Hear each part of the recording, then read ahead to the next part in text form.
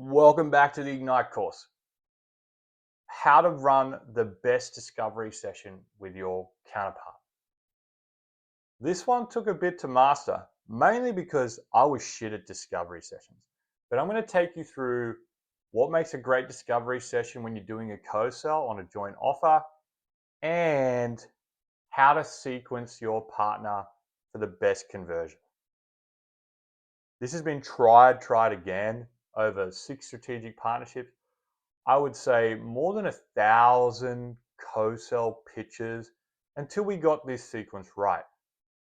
Why is it so hard though to nail the discovery?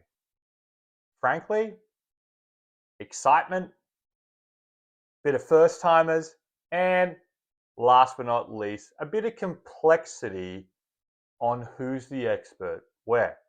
But I'm going to keep it really simple and tell you what makes a great discovery and who should lead each part.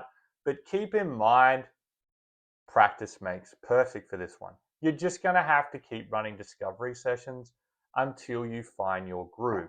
Now, this is one of those sessions that you and your counterpart will always be on, no matter the type of co-sell. So if you were looking for something to rehearse and to go in detail with the two teams, it's definitely this one. So, what makes a great discovery? Well, first is a vision reminder. At the start of every discovery call, bring back the lofty partnership narrative. The second thing that makes a great discovery is insights that help your customer with the problem without buying your joint offer. That can come from you, that can come from your partnership. It's something great to wargame prior to a call, but those insights show that you care, that your heart, and that you really want them to probably just solve it anyway. If you really want to stay within a trusted advisor sort of status when you're selling to someone, it's a great position to be in when you give them insights on their own problem, which they could probably solve for themselves without your help. The next step of a great discovery session is a customer self-assessment. Everyone tries to go into a problem definition. If you've already got insights, you probably already have an inkling. You always devalue your customer's experience by saying, hey, let's go through and get you to define your problem.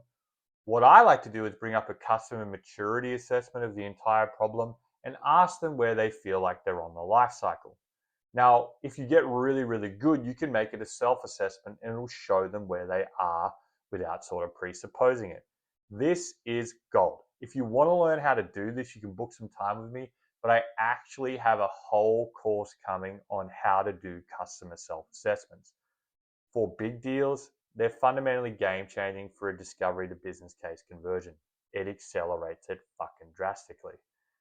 But after we've done the customer self-assessment, it's really important to show them all the different variations of the joint offer solution if to buy if they were to work with you and allow them to choose. So they could choose to go into a deeper design, they could choose to go into a business case discussion, they could choose to go into one of the offerings, or they could choose to say they're just not ready. I like to visualize the choice and show them the choice. It really syncs up to the maturity assessment by showing where they are and saying this is the joint offer for you and this is where you should start. If you don't want to start, here are some other choices to either help you on your way, go deeper with us, or frankly, stop wasting our time. Last but not least, next step, logistics. Really important that you allocate 10 minutes at the end of the discovery call to center the conversation back to why you're here, the partnership narrative, and what's next. They are the best steps that I've seen when doing a discovery meeting as a co-sell. They also work pretty well if you're just trying to sell directly yourself. So who does what and how to get the most power at each stage when you have a founder and probably a commercial VP either selling to their customers or one of their prospects? Well, I always find the vision reminder is always best to come from the counterpart. It probably came from you on the first call, our vision. On this call, if they follow up and say our vision again, it's super hard hitting that the counterpart is doing it. For the insights, I always like for them to come from the founder. They're sort of pretty surprised by someone probably at such an early stage of their company that's gone so deep on their problems. It brings up your credibility, shows that the CP has been helping you with it, which shows cohesion and really excites the listener. For the choices and the maturity self-assessment, I let the founder do that one again.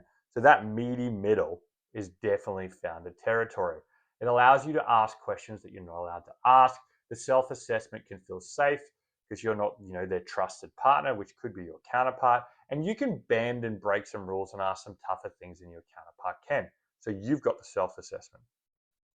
When it comes to the customer choice on the description of packages, I generally leave it up to the best salesperson on the call. Is it you or is it your counterpart? It doesn't really matter. Wherever I'm stuck, I generally get the counterpart to do it because most of the time they've already had the connection with the prospect or they're already a customer, and them explaining it can make the prospect or customer already feel safe. Last but not least, next step, logistics. Let the CP do it. They are very, very good at speaking to someone else that sits within a system. Let them go through it and give them the time, and just make sure that they don't miss anything, but remain patient.